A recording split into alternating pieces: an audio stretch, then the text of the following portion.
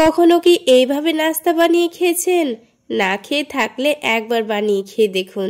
একবার বানিয়ে খেলে দেখবেন আবার খেতে ইচ্ছে করছে, এতটাই দুর্দান্ত টেস্টের হয়।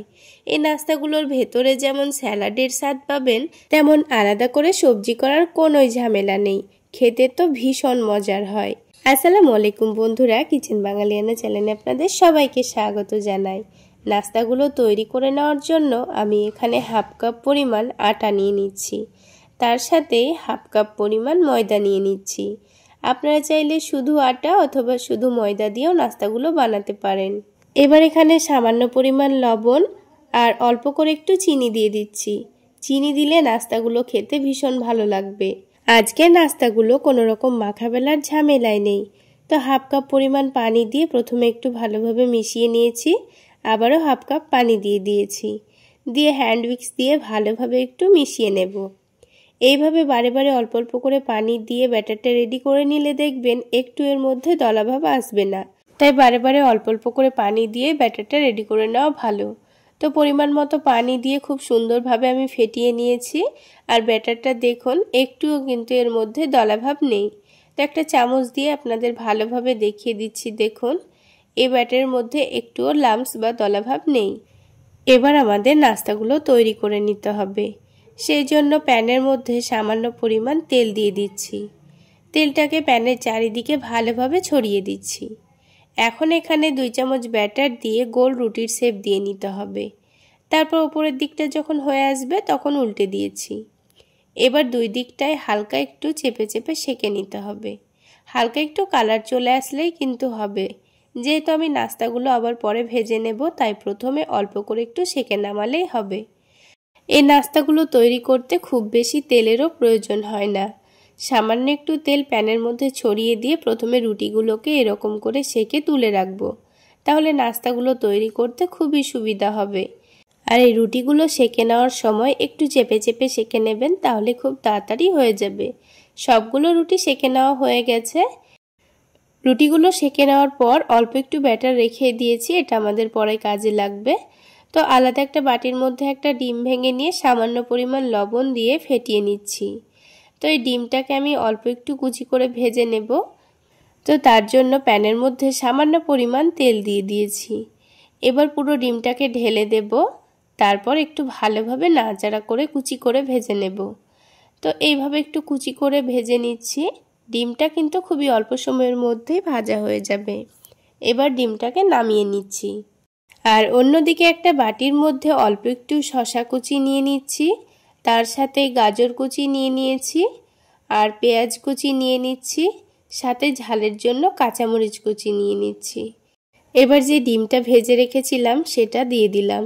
তারপরে অল্প একটু ধনেপাতা কুচি দিয়ে দেব, সাথে স্বাদ মতো লবণ দিয়ে দিচ্ছি, অল্প একটু চাট মশলা দিয়ে দিচ্ছি, তার সাথেই 2 টেবিল চামচ পরিমাণ টমেটো সস দিয়ে দিচ্ছি। এবার সব কিছু ভালোভাবে মেখে নিতে হবে। এইভাবে একবার স্যালাডের পুরটা রেডি করে দেখবেন, যে কোনো রুটি, পরোটা, রোল সব কিছুর সঙ্গে খেতে কিন্তু দারুণ লাগবে। তো এটা আমি নাস্তার পুর হিসাবে ব্যবহার করব। এইভাবেও কিন্তু নাস্তাগুলো খেতে দারুণ লাগবে। তো রুটিটাকে একটা ছুরি দিয়ে মধ্যে থেকে কেটে নিয়েছি। এবার যে ময়দার ব্যাটারটা আমি রেডি করে রেখেছিলাম, এখান থেকে অল্প করে একটু ব্যাটার নিয়ে রুটির চারিদিকে ভালোভাবে লাগিয়ে নিয়েছি। আর বন্ধুরা, এখানে আরও একটি কথা আমি আপনাদের বলে রাখি। এই ময়দার ব্যাটারটা রুটির চারিদিকে লাগিয়েছি। এই ময়দার ব্যাটারে কিন্তু অল্প একটু ময়দা দিয়ে আপনারা একটু ঘন করে নেবেন। তাহলে যখন রুটিটা এভাবে সেট করবেন তখন কিন্তু খুব সহজে সেট হয়ে যাবে। তো সেই জন্য পরে আবারও একটু ময়দার ব্যাটারটাকে ঘন করে নিয়েছি আঠালো করে, তারপর এভাবে রুটির নিচে লাগিয়ে দিচ্ছি। তাহলে কিন্তু খুব সহজেই রুটিটা সেট করে নেওয়া যাবে। এই রকম করে নাস্তার শেপ দিতে খুবই সুবিধা হবে। তো দেখুন আমার কিন্তু নাস্তা প্রায় রেডি হয়ে গেছে। খুব সুন্দর করে চারিদিকটা সেট করে নিয়েছি। ঠিক একইভাবে আরও একটি নাস্তার চারিদিকে লাগিয়ে দিচ্ছি, তাহলে এটাও খুব সহজেই সেট হয়ে যাবে। তো দেখুন বন্ধুরা, প্রথমে পাতলা ব্যাটারের জন্য কিন্তু চারিদিকটা সেট হচ্ছিল না। তো একটু ঘন করে আঠালো ব্যাটার তৈরি করে নেওয়ার পর খুব সুন্দর করে কিন্তু সেট হয়ে গেছে। তো বন্ধুরা, সবগুলো নাস্তা কিন্তু রেডি করা হয়ে গেছে।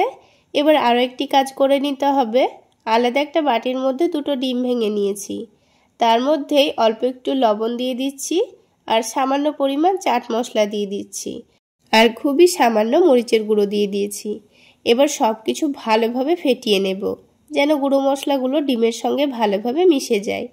এবার যে নাস্তাগুলো রেডি করে রেখেছিলাম এগুলোকে ডিমের ব্যাটারে ভালোভাবে ডুবিয়ে নিতে হবে। তো অল্প করে একটু তেল প্যানের মধ্যে দিয়ে দিচ্ছি। যেহেতু প্যানটা এখানে আমি বড় নিয়েছি তাই প্রথমে 4টা মতো নাস্তা একসঙ্গে ভেজে নেব। আর দেখুন নাস্তাগুলো ভাজতে কিন্তু খুবই অল্প তেল লাগে, অল্প তেলেই কিন্তু খুব সুন্দর নাস্তাগুলো তৈরি হয়ে যায়। এইভাবে নাস্তাগুলো চাইলে বাচ্চাদের স্কুল টিফিনেও বানিয়ে দিতে পারেন, দেখবেন খুবই মজা করে খাবে। খেতে কিন্তু দারুণ লাগে বন্ধুরা, একবার হলো বানিয়ে খেয়ে দেখবেন আর আমাকে অবশ্যই কমেন্ট সেকশনে জানাবেন খেতে কেমন লেগেছিল।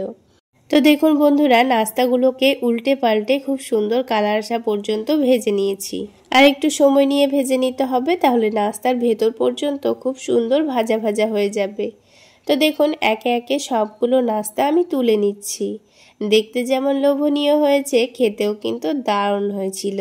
তাহলে বন্ধুরা আমার এই রেসিপিগুলো যদি আপনাদের ভালো লেগে থাকে তাহলে ইউটিউব চ্যানেল থেকে দেখে থাকলে চ্যানেলটি সাবস্ক্রাইব করে দেবেন আর ফেসবুক পেজ থেকে দেখে থাকলে পেজটি ফলো করে দেবেন।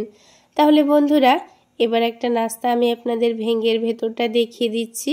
তাহলে আজকে এই পর্যন্তই। সকলে অনেক বেশি ভালো থাকবেন, সুস্থ থাকবেন।